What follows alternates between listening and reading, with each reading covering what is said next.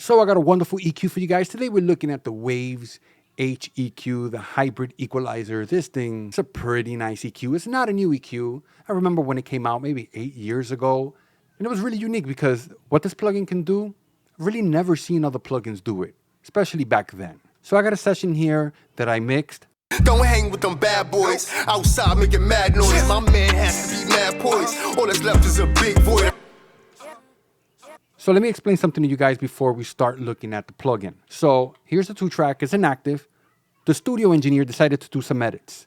And one of the things that he did is use a filter. So if we solo this, so I could have easily done that to the multi-tracks. Now right away I thought they probably used the one knob by Waves to get that sound. But you know what? I'm a little lazy, so what I ended up doing, I just copied it, and I used that instead, filtering out all the tracks. I know, lazy, but it worked.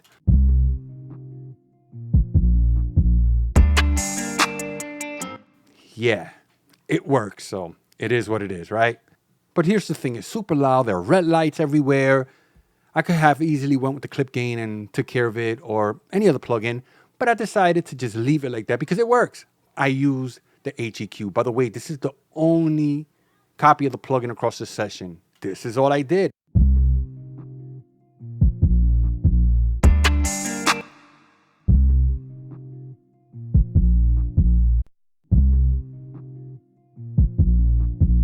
So let's go from left to right. So you have your in, high pass, low mid-frequency, high mid-frequency, high frequency, and low pass. Now where this EQ stands out, it's right here. Oh, we have US Vintage, UK Vintage, UK Vintage 2, US Modern, UK Modern, and Digital 1 and Digital 2. I currently have it to Digital 2. Now if we click US Vintage, check this out.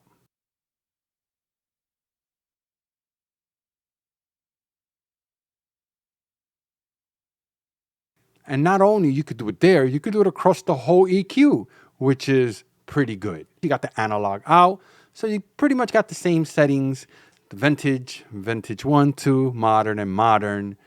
To have told you in many other videos, it's good to have that on, but if you're gonna use 5, 6, 10, 15 copies of this plugin, the noise stacks up. You also could do MS. So if we click this option here, where it says mode, check that out. Pretty cool. And we also have this left-right link. Could take that off. Got the solo option here.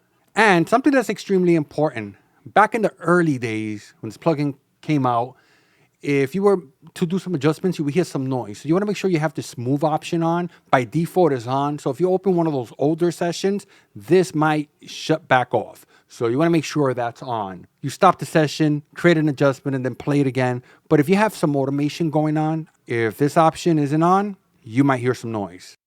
We also got this option here called freeze. So we kind of take a picture of it, and it's really useful. So let's take that out. We also got peak hold.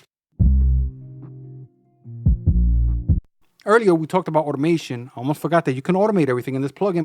Enable automation.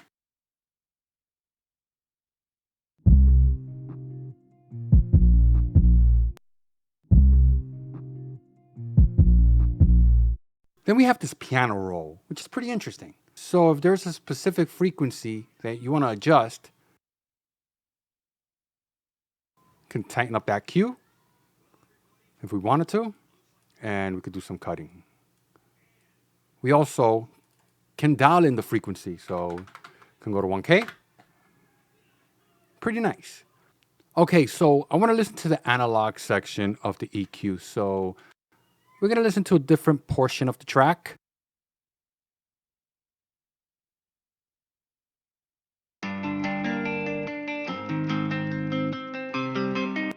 Let's switch to US Vintage.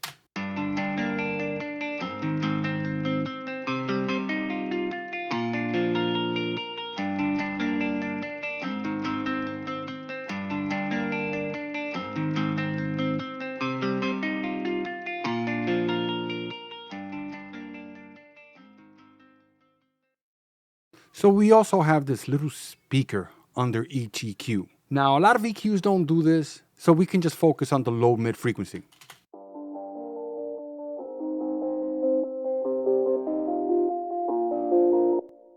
Reset that. Let's go here. Let's go to the mid frequency.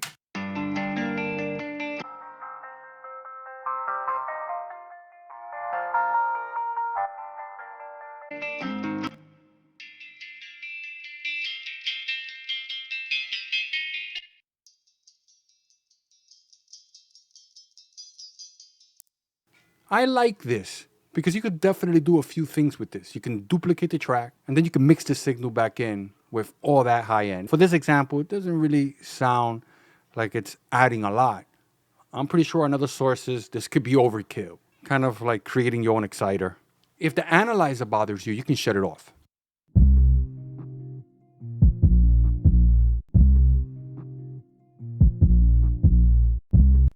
You also have in, out. Then in stereo mode, if I select this option here, in R, in L, out L. Pretty cool stuff. Although I'm only using this plugin on one track on this whole session, that's okay. It's doing exactly what I need it to do. So I'm interested to know what you guys think of this plugin. Go to the website, go demo it. You could demo it for 7 days. If you like it, go pick it up. They got a pretty good deal. It's $29. Also, if you come back to this video, click the link, you'll get an additional 10% off. So here's what I want you to do. If you like the video, press that thumbs up. First time watching, subscribe to the channel, press the bell for future notification. I want to thank you for watching my video. This is Ray, and I'm out of here. Later, guys.